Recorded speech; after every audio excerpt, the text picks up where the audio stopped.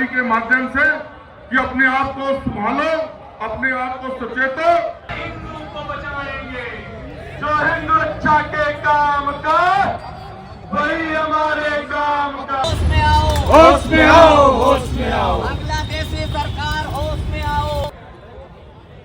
आने की आवश्यकता है। नमस्कार, आप देख रहे हैं मेरा आग्रह है, मैं हूं सौरभ निगम। इस वक्त खड़े जिस हैं तरीके से विश्वविद्यालय के परिसर में, जहां एक रैली निकाली जा रही है हिंदू रक्षा संघर्ष समिति के बैनर तले रैली निकाली जा रही है।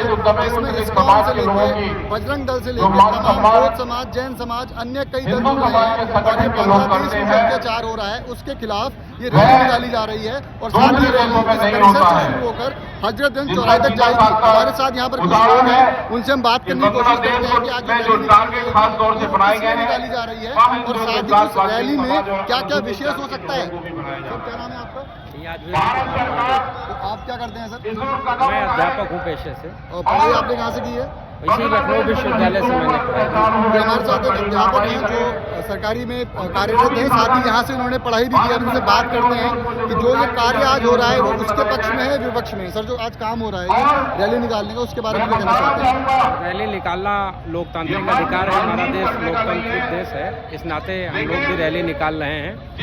और वास्तव में बहुत ही वेदना की बात है और बहुत हृदय विदारक दृश्य जो हमको पड़ोसी देश बांग्लादेश से जो कभी हमारा ही अंग था वहाँ से दिखाई दे रहे हैं, उसी के विरोध में ये रैली का आयोजन किया गया है।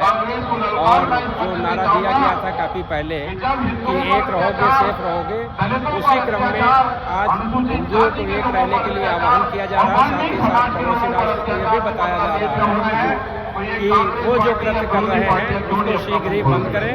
तो आपको लगता है कि जो आज ये काम हो रहा है इससे सरकार पर कोई दबाव बनेगा?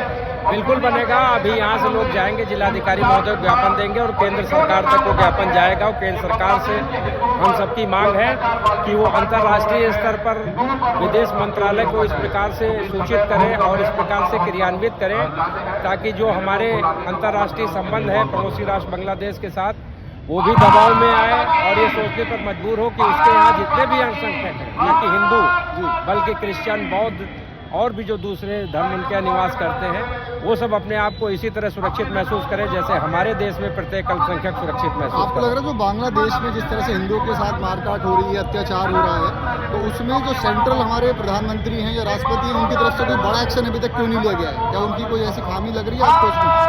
खामी नहीं, दरअसल अंतर्राष्ट्रीय स्तर पर इस प्रकार के संबंध रहते ही हैं कि हम जैसे मोहल्ले में देखते हैं कि किसी पड़ोसी से जरा सा विवाद हुआ तो हम भिड़ गए, ऐसा अंतर्राष्ट्रीय स्तर पर नहीं हो सकता। अंतर्राष्ट्रीय स्तर की जो राजनीति है वो वास्तव में विभिन्न प्रकार के बंधनों से बंधी हुई है और हम आपस में एक दूसरे के ऊपर दबाव बना सकते हैं। दूसरा जो संयुक्त राष्ट्र संघ है उसके माध्यम से भी हम मांग करेंगे लोकतांत्रिक तरीके से कि वहाँ जो अल्पसंख्यकों पर अत्याचार हो रहे हैं वो प्रत्येक दशा में बंद होने चाहिए। और अगर फिर भी नहीं बंद होते हैं तो फिर सारे विकल्पों का एक ही विकल्प है कि याचना नहीं तो रण होगा, संघर्ष महाभीषण होगा। और मुझ तो जहाँ तक भी समझता हूँ कि अगर कहीं बात नहीं बनती है तो भारत को अपने सैन्य कार्रवाई के भी विकल्प खुले रखने चाहिए। ये हमारे साथ अध्यापक जो बता रहे थे वो अभी उस काम में किए जा रहे हैं, साथ में रैली निकाली जा रही है। उस रैली के पर जाएंगे, हमारी आवाज ढाका तक पहुंचने वाली नहीं है।